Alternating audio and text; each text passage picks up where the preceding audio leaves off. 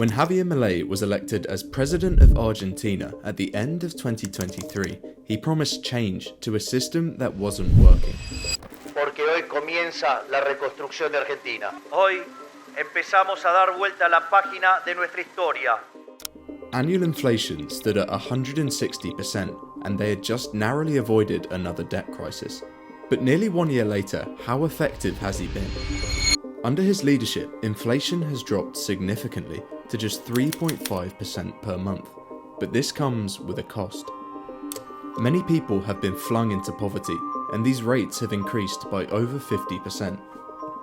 This means since being elected, Milei's approval rating has fallen every single month, and it's easy to see why people are upset. Since coming into office, Milei has cut subsidies, laid off tens of thousands of state employees, and torn apart entire government departments. Trabajo, empleo y seguridad social. Afuera. Ministerio de Educación. Adoctrinamiento. Afuera. He believes that these controversial austerity measures are the key to lifting Argentina out of a boom and bust cycle which has been happening for over 40 years. But nearly 1 year after he was elected, life for many Argentinians has become much harder. Overnight, the price of a single subway ride rose from 125 pesos to 574, and electricity bills have doubled on average, with middle-class families facing price hikes of up to 155%. In response to this, Argentina has seen widespread protests and strikes led by labour unions and opposition parties. They argue that Milei's austerity measures disproportionately hurt the working and middle class, while sparing the wealthy. Teachers, healthcare workers, and public sector employees have been especially vocal, staging demonstrations across the country. While some believe that his tough approach is necessary, recent polls show growing frustration, especially amongst lower-income Argentinians.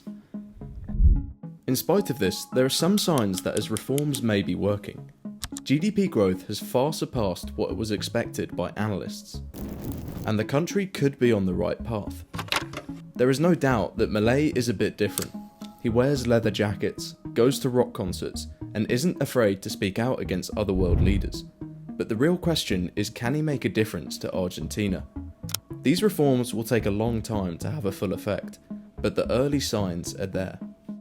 In the process of making this video, I've actually been lucky enough to go to Argentina and witness some of Milei's effects firsthand.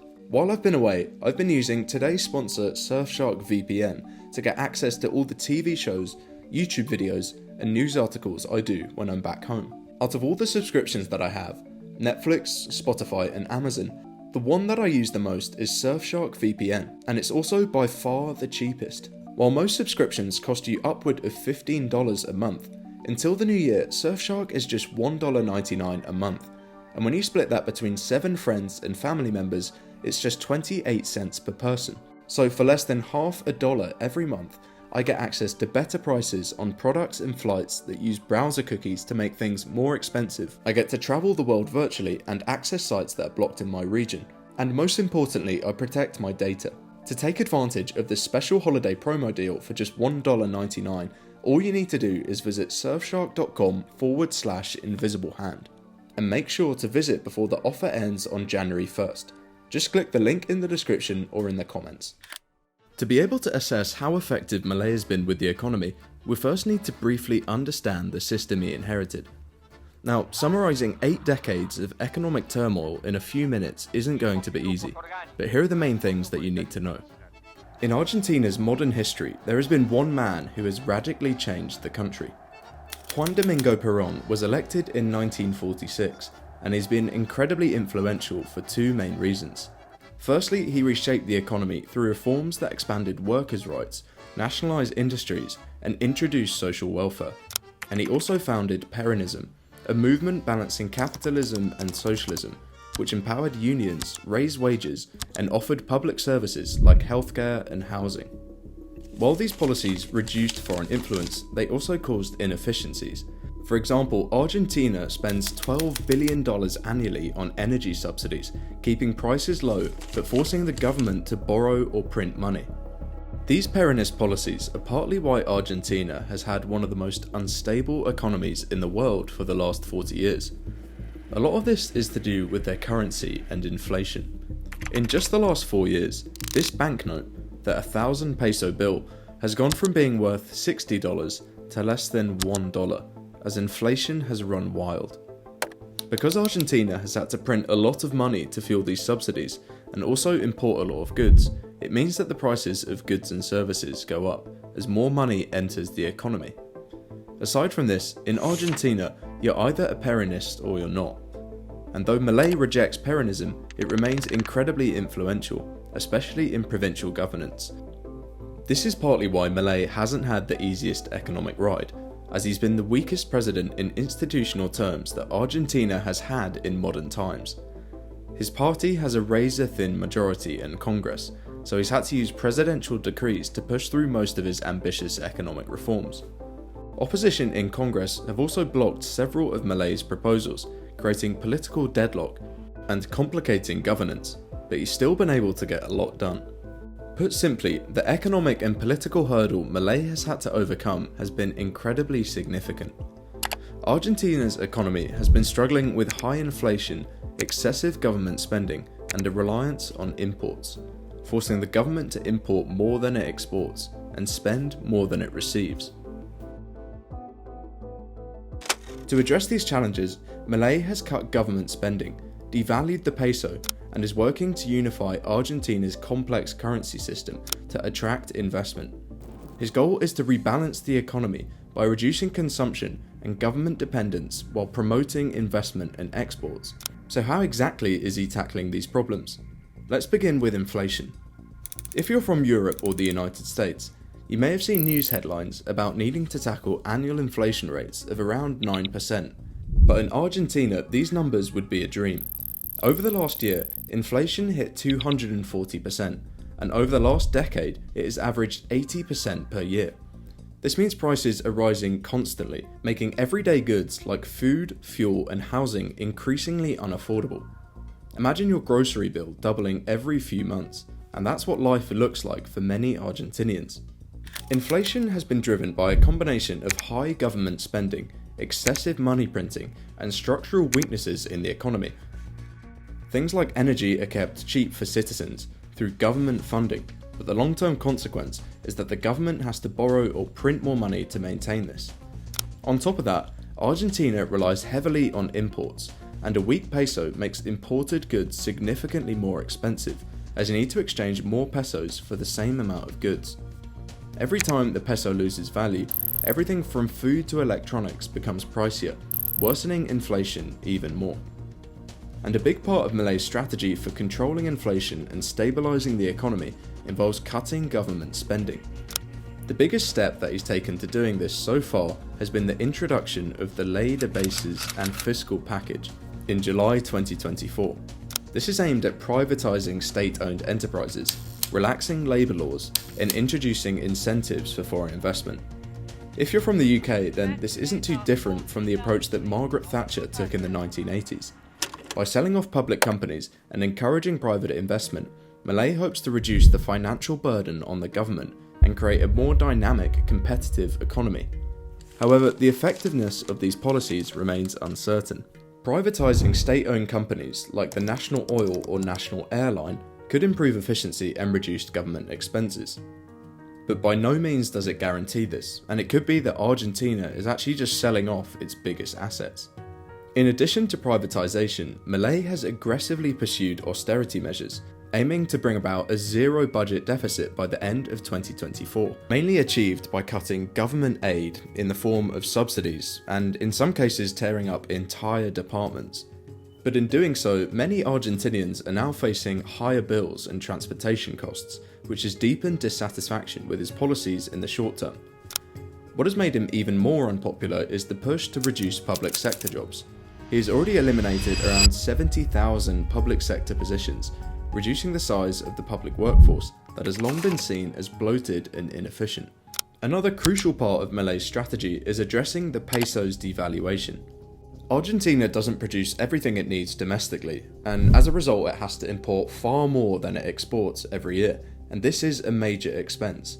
And one of his first major actions as president was to devalue the official exchange rate by 50%, bringing it closer to the unofficial blue dollar rate. In Argentina, this is their unofficial exchange rate, and it reflects the peso's true market value, as people distrust their own currency and prefer to hold dollars instead. But by bringing down the value of the official peso, Milei aims to narrow this gap between the official and unofficial rate, which would make it better for investors who want to use pesos, and also for Argentinians who want to have more certainty in holding their currency. But this also serves another purpose. It makes Argentinian exports far cheaper and way more competitive on the global market. For example, Argentina exports a lot of beef, soybeans, and grains, and a weaker peso means that these products are more affordable to foreign buyers, as they need to exchange less of their own currency to get the same amount. But this also comes with costs, as like we said, Argentina needs to import a lot, and a weaker peso makes imports far more expensive, which directly again affects consumers. For instance, everyday goods such as electronics, machinery, and even some food items that Argentina has to import have seen a sudden and really high increase in price. In Argentina, many wealthy families don't feel the pain of this as much, either because they get paid in dollars or they hold a lot in other assets. And this means that the burden falls primarily on working and middle class people. You may have noticed that much of Argentina's economic troubles stem from its currency, the peso. One of Milei's most ambitious proposals is dollarisation, which would involve replacing the peso with the US dollar as Argentina's official currency. This would be an incredibly radical step aimed at permanently stabilising the currency and curbing inflation by eliminating the government's ability to print more money. The idea behind this is simple. Since the government has historically relied on printing money to cover deficits, which has driven inflation, switching to the US dollar would effectively remove this option, as it could no longer create its own money, which in theory would bring down inflation. The dollar, being a stable and widely trusted currency, could also restore confidence in Argentina's financial system, encouraging investment and stabilising the economy in the long term. And this has been the case for other countries who have adopted it, like Ecuador or Panama. And when Milei was on his campaign trail, this was all anyone seemed to be talking about. But since coming into office, his tone has changed, partly because of the lack of support or political will around this policy, and partly because it has some real risks. Not only do they lose any sort of sovereignty over their economy and have to rely quite a lot on the US, but a successful transition also requires a substantial stock of US dollars to replace the existing currency, and this is incredibly expensive and challenging. While dollarisation is unrealistic, Milei has turned to some more pragmatic tactics, instead looking to get off Argentina's currency controls. These controls, known as the CEPO, have been used to manage the country's limited supply of dollars, but they now block foreign investment and make it hard for people to import goods. These rules are really strict. Citizens can only buy around $200 a month, and overseas purchases are taxed, and importers struggle to access dollars at the official exchange rate, which means that you're paying about 20% more than what you would on the street. What Milei wants is to shift towards a more open exchange system, where the peso's value adjusts freely. But before lifting these controls, the government needs inflation to drop below 2.5%, and currently it's around 3.5%. They also need central bank reserves to increase, and banks to hold less public debt, and unless these conditions are met, fully removing controls would spark a rush to convert pesos into dollars, making things even worse. It's quite a difficult policy, and investors are skeptical, and most expect any changes will be gradually, especially with elections coming up in 2025, and Milei needs to avoid instability that could hurt his political standing. If Milei can lower inflation and build trust in the economy, then Argentina could attract the foreign investment it needs, but without careful planning, the process could backfire. Given his limited political mobility, Milei has been able to make a surprising amount of change in a very short period of time. Especially with a leader as vocal as Milei, people are often very quick to make judgments on his decisions and write them off completely. The truth is that these decisions will take a long time to materialise, and with an economy as troublesome as Argentina's, this is especially true.